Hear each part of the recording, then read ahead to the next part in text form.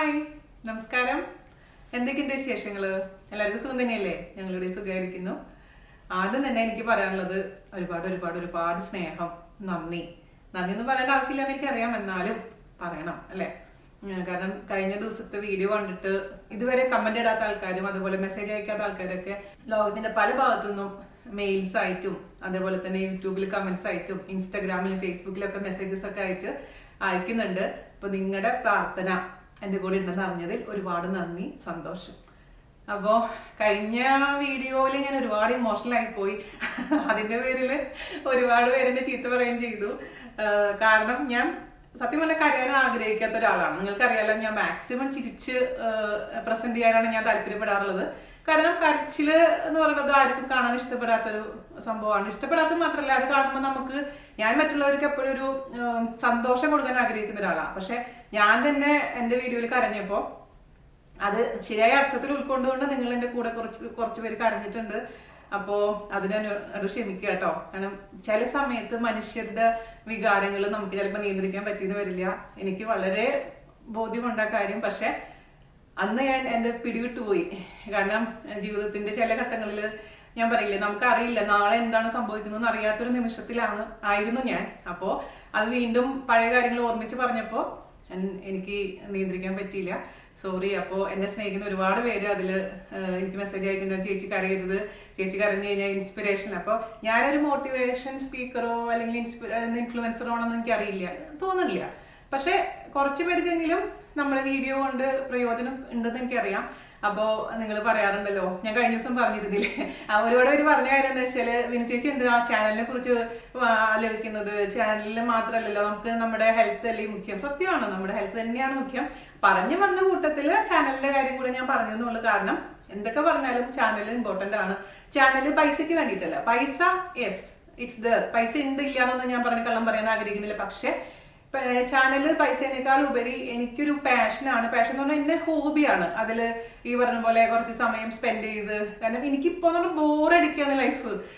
നിങ്ങൾ പറഞ്ഞു ദൈവം ചിലപ്പോൾ ചേച്ചിക്ക് ഒരു പോസ് തന്നതാണ്, വിശ്രമം ആവശ്യമാണ്. ശരിയാണ്, വിശ്രമം ആവശ്യമായിരുന്നു, വിശ്രമിക്കുന്നുണ്ട്. പക്ഷെ ഞാൻ എന്ന് പറഞ്ഞ ഒരാള് ഒരു നിമിഷം വെറുതെ ഇരിക്കാൻ ആഗ്രഹിക്കാത്ത ഒരാളായിരുന്നു. എപ്പോഴും എന്തെങ്കിലും ആക്റ്റീവായിട്ട് ചെയ്തുകൊണ്ടിരിക്കണം.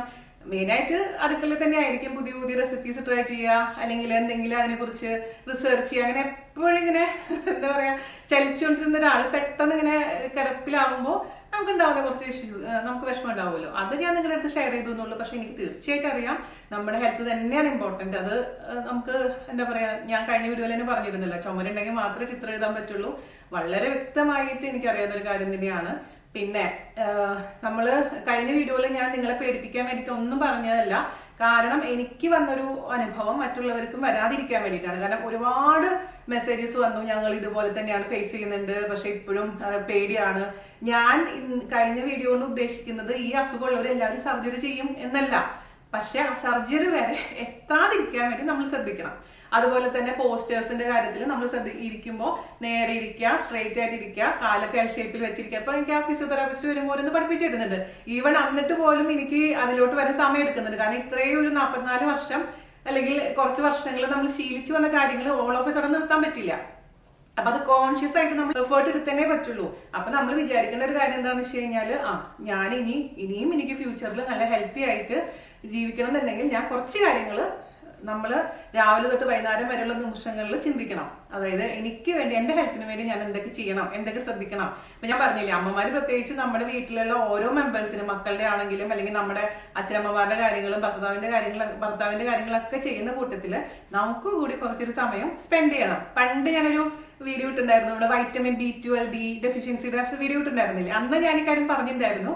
അപ്പൊ അതൊക്കെ ഞാനിപ്പോ അതിനുശേഷം ഒരു 6 വർഷമായിട്ട് ഞാൻ കാര്യങ്ങളൊക്കെ പെർഫെക്റ്റ് ആയിട്ട് ശ്രദ്ധിക്കുന്നത് കൊണ്ട് അതിന്റെ ഇഷ്യൂസ് ഇപ്പൊ എനിക്കില്ല.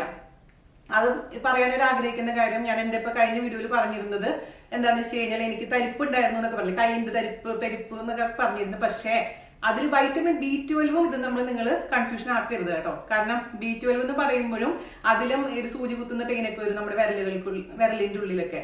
അത് B12 ഡെഫിഷ്യൻസിയുടെ ഒരു സിംറ്റം ആണ്. അപ്പൊ അത് വരുമ്പോൾ നിങ്ങൾ ഈ പെയിൻ ആണെന്ന് ഒരിക്കലും തെറ്റിദ്ധരിക്കുക. അതുകൊണ്ടാണ് ഞാൻ പറയുന്നത്, എന്ത് വേദന വന്നു കഴിഞ്ഞാലും അത് എന്താ പറയാ, അതിനൊരു നമ്മൾ ശ്രദ്ധിക്കുക. ഒരു കുറച്ച് 2-3 ദിവസമെങ്കിലും നമ്മളൊന്ന് നമ്മുടെ ബോഡീനെ ഒന്ന് ലിസൺ ചെയ്യുക. അതിനുശേഷം നമ്മൾ എന്ത് ചെയ്യണം, ഒരു നല്ല ഡോക്ടറെ പോയി കാണാം. ആദ്യം തന്നെ സ്പെഷ്യലിസ്റ്റിനെ ഒന്നും പോയി കാണേണ്ട ആവശ്യമൊന്നുമില്ല. ഒരു GP, നല്ലൊരു ജനറൽ പ്രാക്ടീഷണർ ഡോക്ടറെ പോയി കാണുക, അദ്ദേഹത്തിന്റെ അടുത്ത് അഭിപ്രായം ചോദിക്കുക. അപ്പൊ അദ്ദേഹത്തിന് അറിയാലോ എന്തായിരിക്കും പ്രോബ്ലം എന്നൊക്കെ പറഞ്ഞ് അതിന്റെ സ്പെസിഫിക് ആയിട്ട് എന്തെങ്കിലും ഇഷ്യൂസ് ഉണ്ടെങ്കിൽ അതിൻ്റെതായ ഡോക്ടേഴ്സിനെ അവർ റെഫർ ചെയ്യും. അപ്പോൾ അതാണ് ഞാൻ പറയാൻ ഉദ്ദേശിച്ചതല്ല, നിങ്ങൾ പേടിപ്പെടുത്താനൊന്നും അല്ല. പിന്നെ അതുപോലെ തന്നെ കുറെ പേര് പറഞ്ഞിട്ടുണ്ടായിരുന്നു ആയുർവേദം ചെയ്യായിരുന്നില്ല, എന്തിന്റെ സർജറി ചെയ്തിരുന്നേ. അപ്പോൾ നിങ്ങൾക്കറിയാമല്ലോ, നമ്മളൊരു സർജറി എന്ന് പറയുമ്പോൾ ആരും ചെയ്യാൻ ഇഷ്ടപ്പെടുന്ന ഒരു കാര്യമൊന്നുമല്ല. പക്ഷെ എൻ്റെ ഒരു കേസിൽ അത് മാത്രമായിരുന്നു പ്രതിവിധി. അത് ആയുർവേദത്തിന് കുറ്റം പറയുന്നൊന്നുമില്ല. പക്ഷെ എൻ്റെ തെറ്റുകൊണ്ട് ഞാൻ ആ സ്റ്റേജ് വരെ എത്തിപ്പെട്ടിട്ടുണ്ടായിരുന്നു. പിന്നെ ആയുർവേദത്തിന് എന്നെ ഹെൽപ്പ് ചെയ്യാൻ പറ്റില്ലായിരുന്നു. അപ്പൊ ദൈവത്തിന്റെ അനുഗ്രഹം കൊണ്ട് ഞാൻ അതിൽ നിന്നൊക്കെ രക്ഷപ്പെട്ടു പോകുന്നു. അപ്പോൾ കുറേ പേര് എനിക്ക് പേഴ്സണലി മെസ്സേജ് അയക്കാറുണ്ട്, ഇതുപോലെ കടന്നു പോയിരുന്നവരും അല്ലെങ്കിൽ അവരുടെ റിലേറ്റീവ്സ് ആണെങ്കിലും കുറെ പേര് നന്നായിട്ട് തന്നെ സർജറി ചെയ്തിട്ട് ഇപ്പോഴും നല്ല ഹാപ്പി ആയിട്ട് എനർജറ്റിക് ആയിട്ട് പഴയതിനേക്കാളും കൂടുതൽ ഹെൽത്തി ആയിട്ട് ഇരിക്കുന്നവരുണ്ട്. അതേസമയം എന്തോ കഷ്ടകാലത്തിന് എന്താ പറയാ സർജറി ഫെയിൽ ആയവരും അല്ലെങ്കിൽ സർജറി ലേറ്റ് ആയതിനു ശേഷം ഫുള്ളായിട്ട് ബെഡ് റിഡൻ ആയി പോയവരുടെയും കഥകളൊക്കെ എനിക്കിങ്ങനെ മെസ്സേജസ് ആയി വരുന്നുണ്ട്. അപ്പോഴാണ് നമുക്ക് അതിന്റെ തീവ്രത മനസ്സിലാവുന്നത്. അപ്പോൾ ഓരോ മനുഷ്യരും കടന്നു പോകുന്നത് ഓരോ രീതിയിലായിരിക്കും.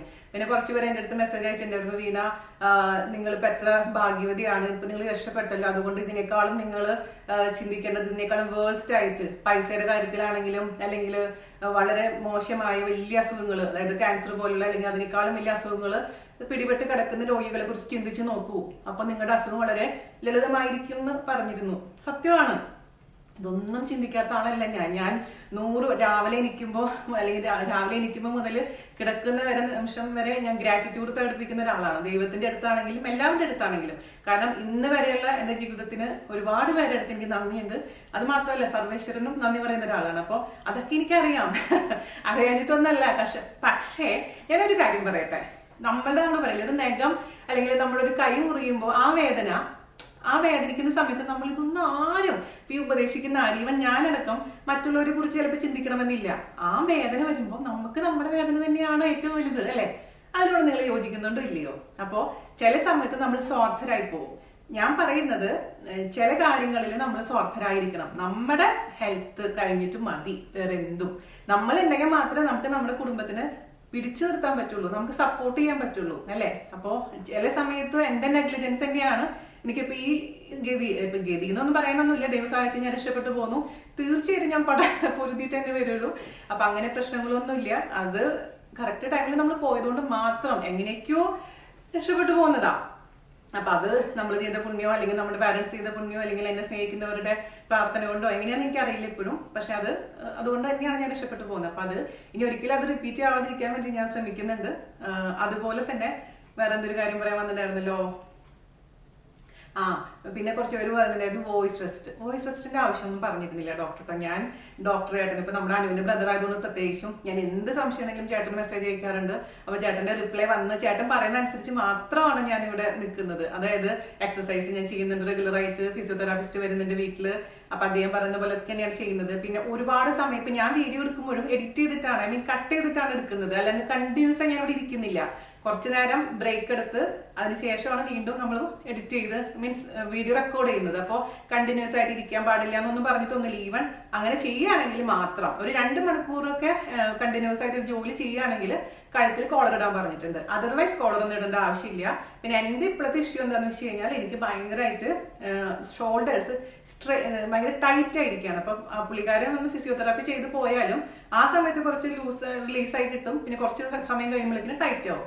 അതിനൊന്ന് റിലീസ് ചെയ്തെടുക്കാനുള്ള ഒരു സമയമാണ്. അപ്പൊ അത് ഭയങ്കര പെയിനാണ്. പിന്നെ ഇവിടെ ആണെങ്കിലും ഇച്ചിരി പെയിനുണ്ട്. സംസാരത്തിൽ പ്രശ്നങ്ങളൊന്നും ഇല്ല. എല്ലാ ഭക്ഷണവും എനിക്ക് കഴിക്കാൻ പറ്റും. അങ്ങനെ യാതൊരു റെസ്ട്രിക്ഷൻസോ ഒന്നും ഇല്ല കേട്ടോ. അപ്പൊ നിങ്ങളുടെ കൺസേൺസ് എനിക്ക് മനസ്സിലാവുന്നുണ്ട്. അപ്പോൾ നിങ്ങളുടെ പ്രാർത്ഥനകൾക്ക് ഒരുപാട് നന്ദി. പിന്നെ ഞാൻ വിചാരിക്കുന്നത് ഇതുപോലെ തന്നെ ഇരുന്ന് കുറച്ച് എന്തെങ്കിലും ടോപ്പിക്സിനെ കുറിച്ച് സംസാരിക്കാമെന്നാണ്. നിങ്ങളുടെ അഭിപ്രായം എന്താണെന്ന് പറയണം.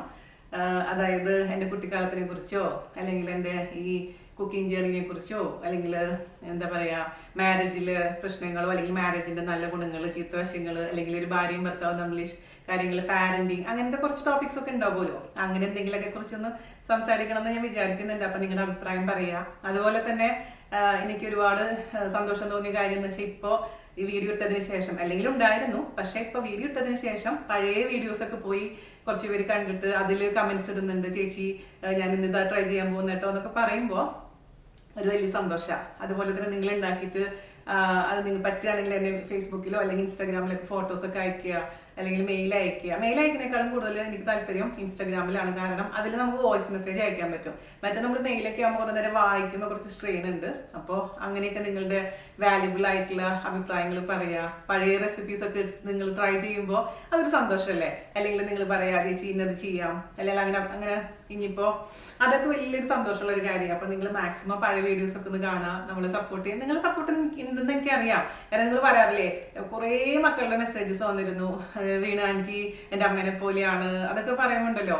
അതുപോലെ തന്നെ കുറച്ച് ഏജ്ഡ് ആയിട്ടുള്ള ആന്റിമാര് അങ്കിൾമാരൊക്കെ മെസ്സേജ് അയക്കുമ്പോൾ എനിക്ക് ഭയങ്കര സന്തോഷം. എൻ്റെ അമ്മയുടെ സ്ഥാനത്താണ് അവർക്ക് ഇരിക്കുന്നത്. അപ്പോൾ അവരുടെ സപ്പോർട്ട്, അല്ലെങ്കിൽ എൻ്റെ അനിയത്തിമാരുടെ എല്ലാ അനിയന്മാരുടെ ചേച്ചിമാരുടെ ഒക്കെ സപ്പോർട്ട് കാണുമ്പോൾ പറഞ്ഞറിയിക്കാൻ പറ്റാത്ത സന്തോഷമുണ്ട്. ഇനി ഞാൻ ഇമോഷണൽ ആവില്ല. കുറെ പേരെടുത്തും ചീത്ത കിട്ടിയിട്ടുള്ളതാണ്. അപ്പൊ ഇതാണ് ഞാൻ വിചാരിക്കുന്നത്. നിങ്ങളുടെ അഭിപ്രായങ്ങൾ പറയാ. അപ്പൊ ഏത് ടോപ്പിക്കാ? അപ്പൊ ഞാൻ ആദ്യം വിചാരിക്കുന്നത് എന്റെ കുട്ടിക്കാലത്തിനെ കുറിച്ചുള്ള കുറച്ച് ഓർമ്മകളൊക്കെ ഷെയർ ചെയ്യാന്നാണ്. അതെങ്ങനെ വരും എന്ന് എനിക്കറിയില്ല. നിങ്ങളുടെ അഭിപ്രായങ്ങൾ പറയാട്ടോ. അതുപോലെ തന്നെ ഈ എനിക്ക് ഓപ്പറേഷൻ ചെയ്ത ഡോക്ടറുടെ ഡീറ്റെയിൽസ് ചോദിച്ചിട്ടുണ്ടായിരുന്നു. അതുപോലെ കരാമേലുള്ള ഡോക്ടറുടെ ഡീറ്റെയിൽസ് ഒക്കെ ചോദിച്ചിട്ടുണ്ട്. അതൊക്കെ ഞാൻ പഴയ വീഡിയോയില് ഡിസ്ക്രിപ്ഷൻ ബോക്സിൽ ഞാൻ കൊടുത്തിട്ടുണ്ടായിരുന്നു. അല്ലാതെ കമ്മ്യൂണിറ്റി പേജിൽ ഞാൻ ഇട്ടിട്ടുണ്ടായിരുന്നു കേട്ടോ. ഇനിയും വേണമെന്നുണ്ടെങ്കിൽ ഇതിന്റെ ഡിസ്ക്രിപ്ഷൻ ബോക്സിൽ ഞാൻ അവരുടെ ഡീറ്റെയിൽസ് കൊടുത്തേക്കാം. കിംസ് ഹെൽത്ത് ട്രിവാൻഡ്രത്തെ ഡോക്ടർ രഞ്ജിത്ത് ഉണ്ണികൃഷ്ണൻ ആണ് ഡോക്ടറുടെ പേര്. അനുവിന്റെ ബ്രദറാണ്, എന്റെയും ബ്രദറാണ്. അപ്പം നമ്മുടെ ജീവിതത്തിൽ കുറെ മാലാഖമാര് വരും എന്ന് പറഞ്ഞു കേട്ടിട്ടില്ലേ? അവരില് ഒരാളാണ് ചേട്ടൻ. അതുപോലെ തന്നെ എന്റെ ജാൻ, എന്റെ മക്കള്, അനു, എന്റെ പാരന്റ്സ്, ജാന്റെ പാരന്റ്സ്, അമ്മു, പ്രമോദ്, അങ്ങനെ കുറെ നീണ്ട് നിവർന്ന് കിടക്കുന്ന കുറെ ഏഞ്ചൽസ് ഉണ്ട് എന്റെ ലൈഫില്. അതിനൊക്കെ ഒരുപാട് ഞാൻ കടപ്പെട്ടിരിക്കുന്നു. പിന്നെ ഇപ്പൊ എനിക്ക് എന്താ പറയാ, ഒന്നും ചെയ്യണ്ട, ജാൻചേട്ടൻ കുക്ക് ചെയ്യുന്നുണ്ട്. അതുപോലെ എന്റെ നൈബേഴ്സ് എന്താ പറയാ, അവരെനിക്ക് ഇഷ്ടത്തിനനുസരിച്ച് ഭക്ഷണം ഉണ്ടാക്കിക്കൊണ്ട് വരുന്നുണ്ട്. എന്നോട് ചോദിക്കുക എന്താ ചേച്ചി വേണ്ടതെന്ന് പറഞ്ഞാൽ ഞാൻ ഒന്നും വേണ്ടെന്ന് പറഞ്ഞാലും പിന്നെയും നമുക്ക് വീട്ടിലുണ്ടാക്കിക്കൊണ്ട് തരുന്നുണ്ട്. അപ്പൊ എന്റെ ഫ്രിഡ്ജ് നിറച്ച് ഭക്ഷണമാണ്. അപ്പൊ അതിനെ കുറിച്ചൊന്നും ഇപ്പൊ എനിക്ക് യാതൊരു ചിന്ത. അപ്പൊ അതുകൊണ്ട് സത്യം പറഞ്ഞില്ല, എനിക്കൊന്നും ചെയ്യാനില്ല, വെറുതെ ഇങ്ങനെ കിടക്കുമ്പോൾ ബോറടിക്കും. അതുകൊണ്ടാണ് ഞാനിങ്ങനെ വീഡിയോ ഇടുന്നത് കേട്ടോ. വേറൊന്നും ഇപ്പൊ ചെയ്യാൻ പറ്റില്ല. അപ്പൊ പെട്ടെന്ന് തന്നെ ഞാൻ ഇതിൽ നിന്ന് റിക്കവർ ചെയ്ത് വരുന്ന എനിക്ക് നല്ല ഉറപ്പുണ്ട്. അപ്പൊ എന്റെ കൂടെ നിന്ന എല്ലാവർക്കും, സപ്പോർട്ട് ചെയ്ത എല്ലാവർക്കും വൺസ് അഗൈൻ താങ്ക് യു. അപ്പോൾ അടുത്ത വീഡിയോ ആയിട്ട് ഞാൻ വരാം ഉടനെ തന്നെ. ഞാൻ പറഞ്ഞ പോലെ ചൈൽഡ്ഹുഡ് മെമ്മറീസ് എന്തെങ്കിലും ഷെയർ ചെയ്യാം.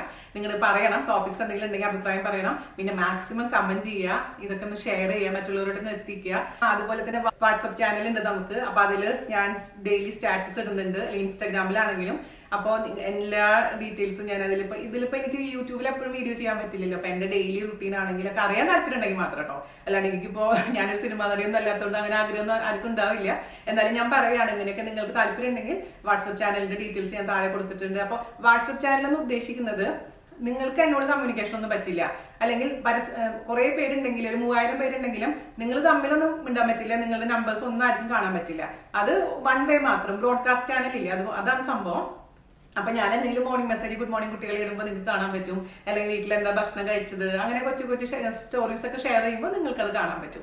അപ്പൊ ചോദിക്കാറുണ്ട്, എന്താ ചേച്ചി യൂട്യൂബിൽ വീഡിയോ ഇടാൻ ചെയ്യാത്തതെന്ന് ചോദിക്കുന്നവർക്ക് വേണ്ടി മാത്രം ഞാൻ പറഞ്ഞതാണ്. അപ്പൊ താല്പര്യം ഉണ്ടെങ്കിൽ ഇൻസ്റ്റാഗ്രാമും അതുപോലെ തന്നെ വാട്സപ്പ് ചാനലൊക്കെ ഫോളോ ചെയ്യുക, നമ്മളൊന്ന് സപ്പോർട്ട് ചെയ്യുക. അപ്പൊ അടുത്ത വീഡിയോ ആയിട്ട് വരുന്നവരെ നന്ദി, നമസ്കാരം, താങ്ക് യു.